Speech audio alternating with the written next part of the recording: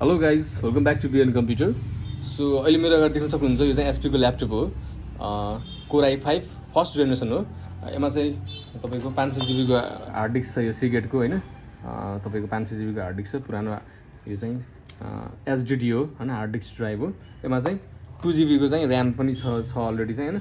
र यसमा चाहिँ मैले चाहिँ तपाईँको अझै 2 जीबी ऱ्याम थपिदिएँ होइन। त्यसपछि DDR3 ऱ्याम 2 जीबी थपेपछि यो टोटल्ली 4 जीबीको ऱ्याम भयो होइन। र यो निकालेर चाहिँ अलिक स्लो छ, यो ह्याङ छ होइन। सो यो निकालेर चाहिँ अब यो SSD राखिदिएको छु मैले। 128 जीबीको SSD रिप्लेस गरिदिएको छु। सो SSD किन राख्नुपर्छ, किन रिप्लेस गर्नुपर्छ भनेर चाहिँ म तपाईँलाई अलिकति हल्का नलेज म सेयर गर्न चाहन्छु होइन। सो अब चाहिँ सबै most of the peoples are replacing SSD from the old SSD होइन। ओल्ड SSD हार्ड डिस्कबाट चाहिँ अहिले चाहिँ नयाँ SSD रिप्लेस गरिरहेको छ होइन। सबैले धेरै जसले बुझ्नेहरूले सबैले रिप्लेस गर्नुहुन्छ अब चाहिँ, किनकि यसको चाहिँ तपाईँको डाटा ट्रान्सफर रेट जुन हुन्छ त्यो एकदमै स्लो हुन्छ होइन तपाईँको चाहिँ। र भने यो चाहिँ तपाईँको उसको चाहिँ डाटा ट्रान्सफर रेट चाहिँ एकदमै हाई हुन्छ होइन। तपाईँको यहाँ देख्न सक्नुहुन्छ 10x फास्टर लेखेको छ, अल्ट्रा ड्युरेबल र 6 Gbps होइन, SATA 3.0 होइन भनेर चाहिँ तपाईँको चाहिँ 5 इयर्सको वारेन्टी होइन। सो यो चाहिँ एकदमै ड्युरेबल पनि हुन्छ र चाहिँ एकदमै फास्ट हुन्छ, 10 गुणा फास्ट हुने र तपाईँको 10 गुणा बढी टिकाउ हुने भएको हुनाले चाहिँ हामीले चाहिँ अहिले सबैले चाहिँ यो पुरानो हार्ड डिस्क हटाएर SSD राख्ने गरेको छौँ अहिले आजकल चाहिँ होइन सबैले।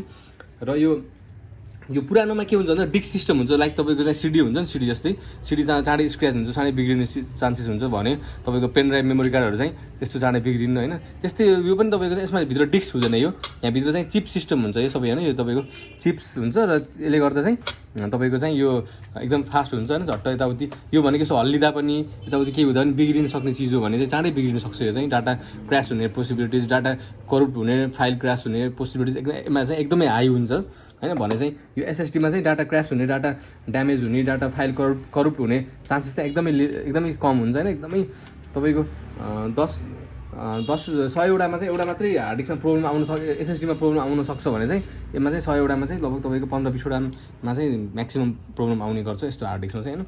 सो आजकल चाहिँ सबैलाई चाहिँ अब फास्ट चाहिएको छ होइन।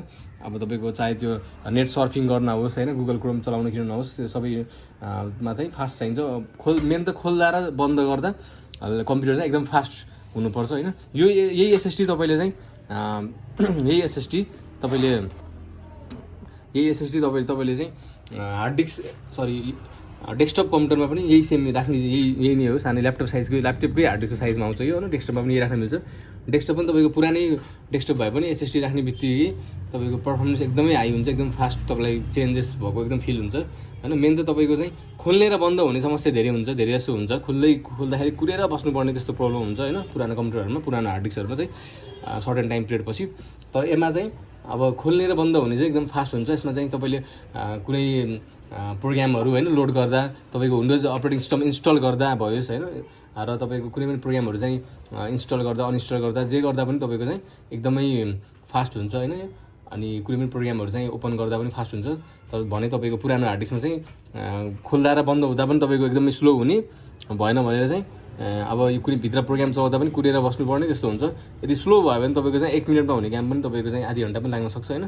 त्यही भएर चाहिँ अब चाहिँ सबैले चाहिँ र यो चाहिँ 500 GB हो, 128 GB हो होइन। यो चाहिँ क्यापेसिटीको कुरा मात्रै हो। क्यापेसिटी तपाईँले चाहिँ पछि एक्सटर्नल गराएर पनि अब क्यापेसिटी थप्न सक्नुहुन्छ होइन। तर मेन जुन अपरेटिङ सिस्टम लोड हुने तपाईँको विन्डोज 7, विन्डोज 10, म्याक जे भयो भने त्यो अपरेटिङ सिस्टम जुन लोड हुनुपर्छ त्यो चाहिँ तपाईँको चाहिँ र प्रोग्रामहरू त्यो सँगसँगै प्रोग्रामहरू जे लोड हुन्छ त्यो चाहिँ SSDबाट तपाईँले लोड गराउनु भयो भने, प्रोग्राम लोड गराउनु भयो भने चाहिँ तपाईँको एकदमै बेटर हुन्छ, एकदम पर्फर्मेन्स एकदम हाई हुन्छ होइन।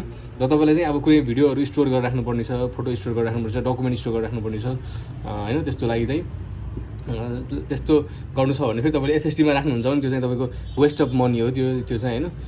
तपाईँले चाहिँ यसमा पनि गर्न सक्नुहुन्छ त्यो चाहिँ होइन, त्यो डाटा स्टोरेज चाहिँ होइन। तपाईँले पर्फर्मेन्स एकदम हाई चाहिन्छ SSD तपाईँले गर्न सक्नुहुन्छ। अलिकति योभन्दा चाहिँ हाई यसको प्राइस अलिकति बढी हुन्छ होइन।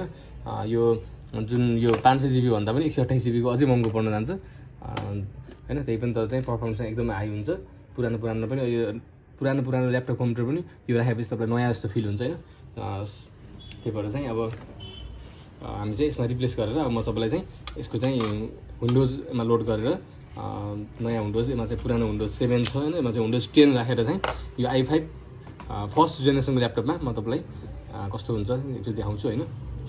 सो गाइज फाइनल्ली अब चाहिँ after replacing after updating RAM from 2GB to 4GB and replacing old hard disks to the new SSD.